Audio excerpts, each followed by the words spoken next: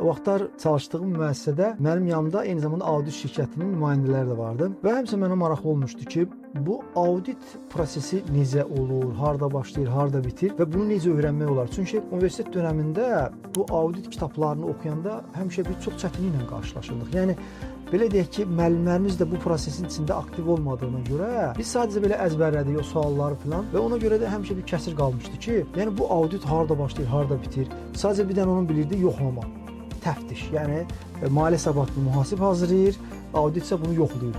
Amma bu yoxlamaya hardan başlayır, necə başlayır? Və mən bir dəfə o çalışdığım müəssisədə audit yoldaşa o sualı verdim. Dedim ki, bu mənə öyrədə bilərsinizmi? Yəni bunu ki, yəni siz gedirsiniz bir audit prosesinə, ilk nədən başlayırsınız, nədə bitirirsiniz? Çünki kitablarda bunu biz rast gəlmədik də. Və o zaman o mənə qayıtdı dedi ki, belə öyrədə bilmərəm, gəlib yanımda olsan, bərabər yanımda ol, gedək prosesə falan, o zaman öyrədə bilərsən. Yəni o da prosesi necə başlamaq lazımdır, bunu belə deyək ki, deyə bilmədim.